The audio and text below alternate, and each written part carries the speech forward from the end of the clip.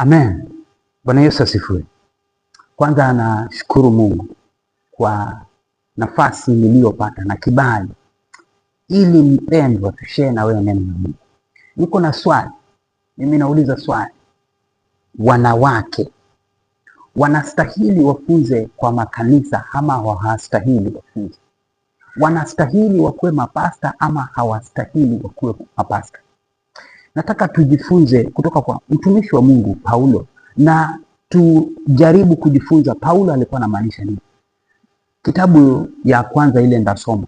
Nataka nisome haraka haraka kwa Timotheo wa pili. Nataka nisome kuanzia 8 mpaka 15. Naomba Mungu mtakatifu atuongoze. Naomba neema na kibali ya Roho Mtakatifu iwe pamoja nasi.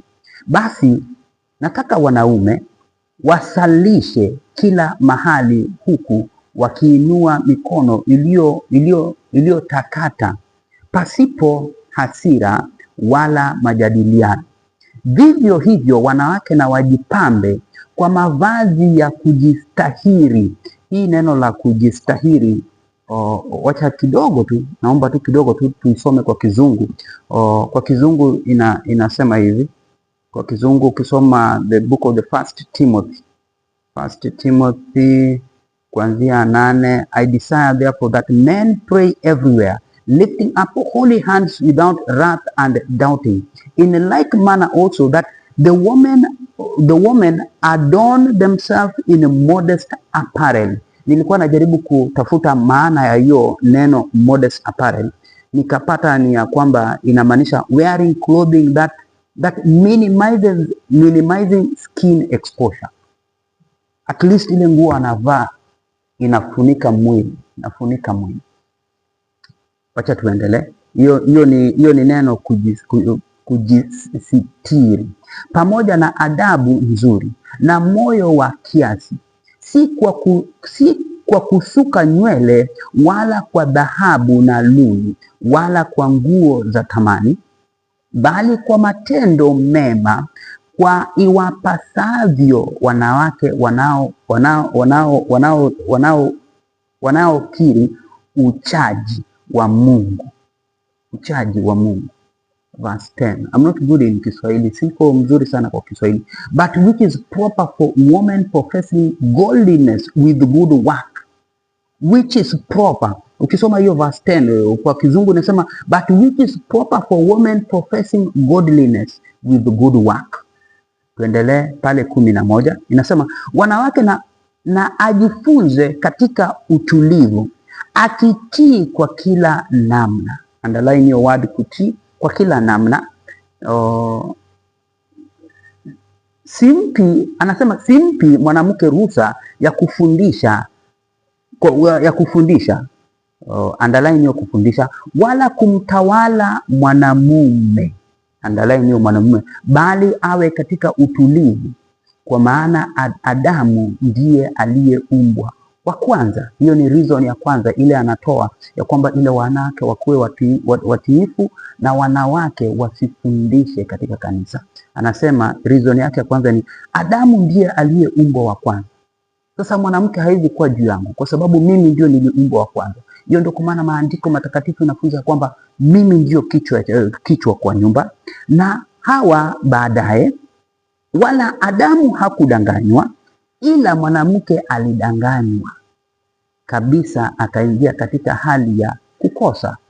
Walakini ataokolewa kwa uzazi wake kama wakidumu katika imani na upendo wa utakaso, pamoja na moyo wa kiasi. Leo hii, I'm sorry to say so, lakini wanawake wengi hawajatii hii maandiko.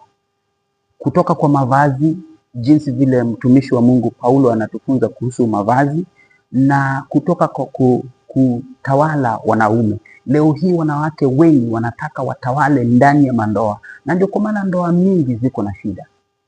Na leo hii wanawake wengi wanataka watawale, wachukue jukumu ndani ya kanisa na wasimamie kanisa, na anasimamia kanisa kama mtumishi wa Mungu. Sawa. Sijajua mbona Paulo alinena haya. Sijui kama ni mawazo ya Paulo ama ilikuwa imetoka kwa Bwana? Nataka tusome kitabu ingine ya Wakorintho 14, tuanze pale 34 mpaka 37. Wanawake na wanyamaze katika kanisa, maana hawana ruhusa kunena, bali watii, kama vile inenavyo torati nayo.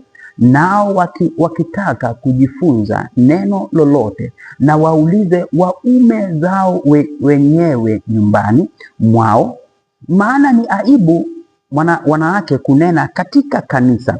Au je, neno la Mungu lilitoka kwenu, au kuwafikia ninyi peke yenu?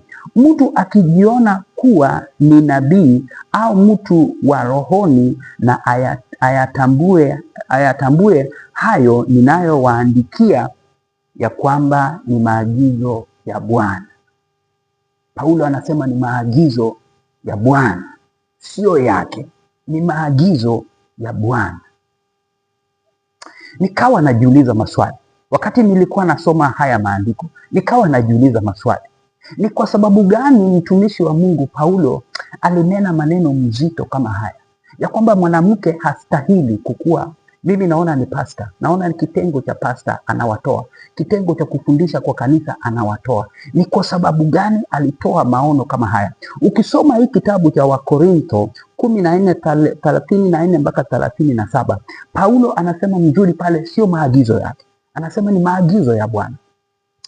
Sawa, nataka tuangalie historia kidogo ya Paulo. Poleni, ndasoma kitabu cha Kizungu. Naomba tusome the book of Acts, ama Matendo ya Mitume, Matendo ya Mitume 9, na tukishafungua pale 9 nataka tusome kuanzia 17 mpaka 18. And Anania went his way and entered the house, and laying his hand on him, he said, Brother Paul, the Lord Jesus, who appeared to you on the road as you came, he sent me that you may receive your sight and be filled with the Holy Spirit. Alijazwa na Roho Mtakatifu wa Bwana. Immediately there fell from his eyes something like scales, and he received his sight at once, and arose and was baptized. So when he had received food, he was strengthened. Then Saul spent some days with the disciples at Damascus, and immediately he preached the Christ in the synagogue, that he is the Son of God. Baada kupokea Roho Mtakatifu wa Bwana, baada kupokea Roho Mtakatifu wa Bwana. Na ukisoma kitabu cha the same book Acts 19, Matendo ya Mtume 19, tuanze pale moja. And it happened while Apollo was at Corinth, that Paul, having passed through the upper regions, came to Ephesus, and finding some disciples, he said to them, Did you receive the Holy Spirit when you believed? So they said to him, We have not so much as heard whether there is a Holy Spirit. And he said to them, Into what then were you baptized? So they said, Into John's baptism. Then Paul said, John indeed baptized with a baptism of repentance, saying to the people that they should believe in him who would come after him, that is the Christ Jesus. When they heard this, they were baptized in the name of the Lord Jesus. And when Paul had laid hands on them, the Holy Spirit came upon them, and they spoke with the tongues and prophesied. Roho Mtakatifu wa Bwana alikuwa anafanya kazi ndani ya mtumishi wa Mungu Paulo. Na I believe, mimi naamini ya kwamba ni Roho Mtakatifu wa Bwana aliyenena haya. Mimi naamini ya kwamba hii sio maono ya Paulo, kwa sababu ameifunza katika maandiko mengi. Ukisoma kitabu cha Titus, amegusia hii maneno ya wanawake tena. Labda tunaweza kubaliana na tuseme ni maono yake. Lakini alijazwa na Roho Mtakatifu wa Bwana Paulo wakati anafunza? Hii ndio alitufunza ya kwamba wanawake hawastahili wafunze kwa makanisa. Leo hii watu hawajaelewa Roho Mtakatifu wa Bwana. Watu wengi hawajaelewa Roho Mtakatifu wa Bwana, na watu wengi leo hii wamedhania ya kwamba Roho Mtakatifu wa Bwana wakati alishuka katika hapa dunia alikuja na ministry nyingine tofauti na yale Yesu Kristo alitufunza. Lakini ukisoma maandiko matakatifu sio namna hiyo. Yale Yesu Kristo alikuwa anafunza ndio Roho Mtakatifu alikuja kueneza.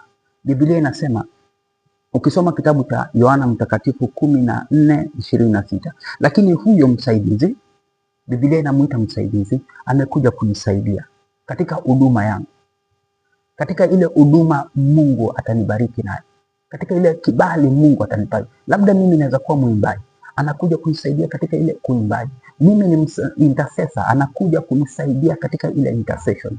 O, mimi naweza kuwa ni mhubiri, ananisaidia katika ile hali ya kuhubiri. Mimi naweza kuwa ni mwalimu, ananisaidia katika hali ya kufunza. Yeye ni msaidizi. Huyo Roho Mtakatifu ambaye Baba atampeleka kwa jina langu, atawafundisha yote na kuwakumbusha yote niliyowaambia. Atatufundisha yote na atatukumbusha yale Yesu Kristo alitufunza. Ukisoma Matendo ya Mitume 1:8, lakini mtapokea nguvu, akikuja atatupa nguvu, akisha kuajilia juu yenu Roho Mtakatifu, nanyi mtakuwa mashahidi wangu katika Yerusalemu. You will testify on my behalf. Katika Yerusalemu, anahitaja Yerusalemu, katika Uyahudi wote na Samaria na hata mwisho wa nchi. Tutatoa ushahidi. Na kutestify inamaanisha nini? To give a form of statement of what is true. Tutaongea kuhusu Yesu Kristo, tutatoa habari njema, na ndio kwa maana injili iliitwa habari njema. Walinena kuhusu Yesu Kristo. Ule mwana alizaliwa kimiujiza, ule mwana kimiujiza akaishi hapa duniani, akatenda miujiza, akakufa msalabani, amefufuka na yu hai. Hii ni habari njema, na wanatembea wakieleza ya kwamba ukiweka imani kwake wewe utaona ufalme wa Mungu. Habari njema hiyo ni Matendo ya Mitume, hiyo ni ushuhuda kuhusu Yesu Kristo, yale waliona. Ukisoma Yohana Mtakatifu 15:26, lakini ajapo huyo msaidizi, bado Bwana anamuita msaidizi, nitakayempelekea kutoka kwa Baba, ni Bwana ndiye atamtuma, huyo Roho wa kweli atokaye kwa Baba, yeye atanishuhudia. Ushuhuda. Ukisoma Yohana 8:14, naye akisha kuja huyo atauhakikisha ulimwengu kwa habari ya dhambi na haki na hukumu. Kwa habari ya dhambi, kwa sababu hawaniamini mimi. Hiyo ndio kwa maana he will convict people, convict the world of the sin. Kwa habari ya haki, kwa sababu mimi naenda zangu kwa Baba, wala hamtaniona tena. Kwa habari ya hukumu, kwa sababu yule mkuu wa ulimwengu huu amekwisha kuhukumiwa. Hata bado nikali ninayo mengi ya kuambia, lakini hamwezi kuyastahimili hivi sasa. Lakini yeye atapokuja, huyo Roho wa kweli, atatuambia yote, atatufunza kweli. Mpendwa, naona watu wengi hawajaelewa huduma ya Roho Mtakatifu. Watu wengi yale maandiko matakatifu inafunza, na watu leo hii wameacha kutamani kujua neno la Mungu, kutamani kutembea katika uwepo wa Mungu na kung'ang'ana kupata nguvu.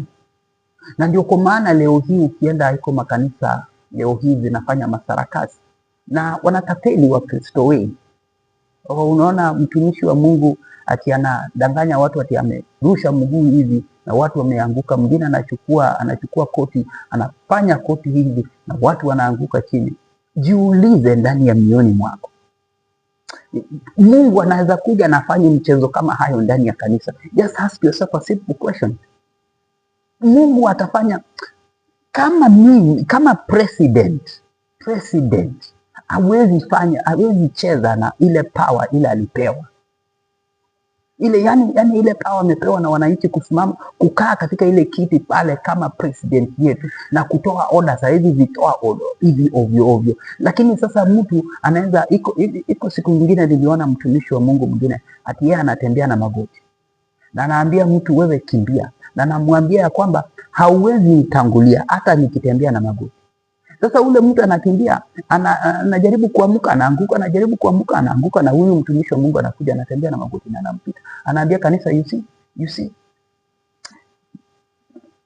Watu leo wamekataa neno la Mungu na wamekataa kutii neno la Mungu na wamekataa kupenda neno la Mungu, na watu wamekataa kusoma maandiko matakatifu, na watu wamekataa kupiga magoti na kumtafuta Bwana, na watu leo hii wanatembea wakienda kila pembe ya dunia wakitafuta ati mtumishi wa Mungu ule akona nguvu. Na hawa watu wanadanganya watu na wanatapeli watu. Tutatapeliwa mpaka lini? Tusikize sauti ya Roho Mtakatifu. Mimi niko na imani katika jina la Yesu Kristo ya kwamba Roho Mtakatifu wa Bwana ndio aliongoza Paulo na ndio alinena na Paulo, na Roho Mtakatifu wa Bwana, niko na imani kwa jina la Yesu Kristo, ndio alisema ya kwamba wanawake wasifunze. Sijajua ni sababu gani, lakini yale sababu Paulo anatoa hapa ni kwa sababu Adamu aliumbwa wa kwanza. Ya pili ni kwa sababu Adamu hakudanganywa, ni mwanamke ndiye alidanganya. Mungu awabariki sana na Mungu awape amani, na Mungu apatie wewe kibali na neema. Utamani kujua hii neno, utamani kujua neno iliandikwa katika hii kitabu, ukuwe rafiki ya hii kitabu badala ya kutafuta makanisa yale mnatapeliwa. Na Mungu atawabariki sana. Asanteni sana.